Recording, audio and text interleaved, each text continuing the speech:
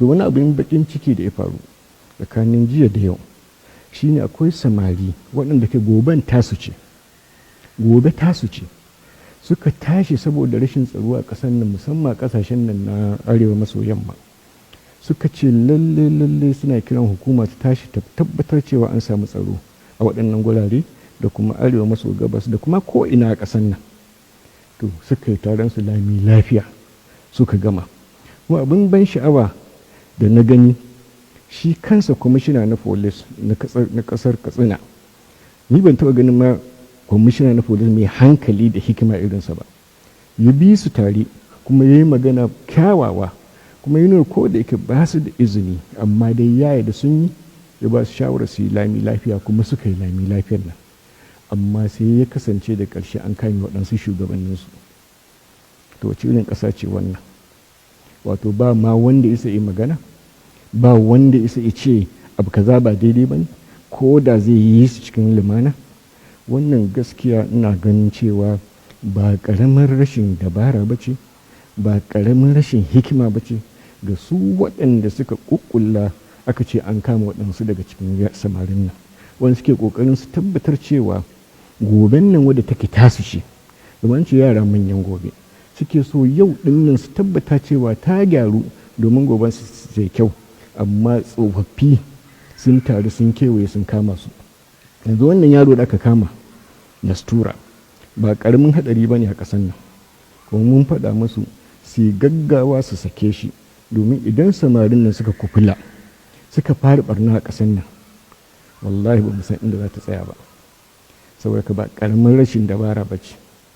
Ya kamata ina kira ga shi kansa shugaban ƙasa, ina kira ga shi kansa inspector general na police da babban darakta na SSS, lalle su zauna su yi amfani da hankalinsu, su yi amfani da ƙwaƙwalwarsu, su zama masu kishi, su zama masu adalci, su zama masu son ci gaba, su saki yaron nan kafin samarin nan su kubula su fara barna a ƙasar nan.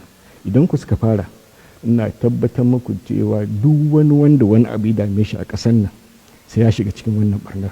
Hatta sojojin, tunda kowa cikin matsuwa yake, kowa cikin baƙin ciki yake, waɗansu talauci ya dame su, waɗansu jarkan sun kare, waɗansu suna nan sun rasa yanda za su tafi da rayuwarsu. To a ce ma magana ba za su iya yi ba sai a kira su a ce za a tuhume su.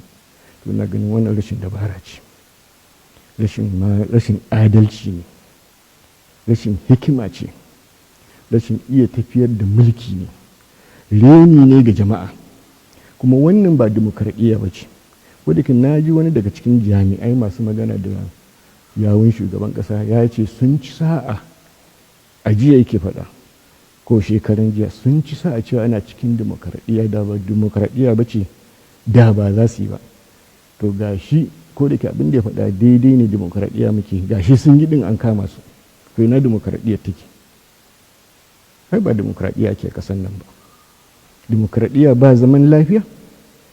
Yanzu fulanin nan an san su waye, wa ikira su, wa tambaye su me yasa suke wannan abu, ina suka samu makaman nan, me ya kufula su. A ce ba fulatini wanda abin da ya dame shi ne shanunsa da sandarsa, yau shi ne da bindiga a hannunsa, amma ba wanda ya taɓa tambayar dalilin da isa suke wannan abu. Ba kuma wanda ya taɓa tambayar ainihin nan fulanin nan su ne ko waɗansu ne daban suke amfani da su. Haka muke zaune kara zube, mun zama asfalar safi ne. Saboda haka ina da ƙara kira ga shugabanni da gwamnoni, don Allah don annabi su tsaya su zama masu kishi, su zama masu hankali, su zama masu adalci, abu mutane adalci, kuma a saki yaron nan cikin gaggawa, kuma a nuna cewa kawai an kira shi ne domin a ji shawarwarinsa ba don a takura masa ba. Na san ya kwana, kuma don mun bincika mun ji, kuma mun aika inda za mu aikawa da shawarar da ya kamata mu aika. To da wannan nake kira jama'a su kuma don Allah don annabi su kokari su saurara, musamman su waɗannan samari da kama shugabansu su saurara kwana ɗaya kwana biyu, kada su yi wani abu da tashin hankali, domin a ga me hukuma za ta yi kan wannan al'amari. Da wannan nake gode jama'a, kuma nake addu'a Allah Ubangiji ya sa mu zauna lafiya, kuma mu samu ci gaba, mu haɗa kanmu arewan nan, mu haɗa kanmu a ƙasan nan, mu san ta yi. Assalamu alaikum wa rahmatullahi ta'ala wa barakatuh.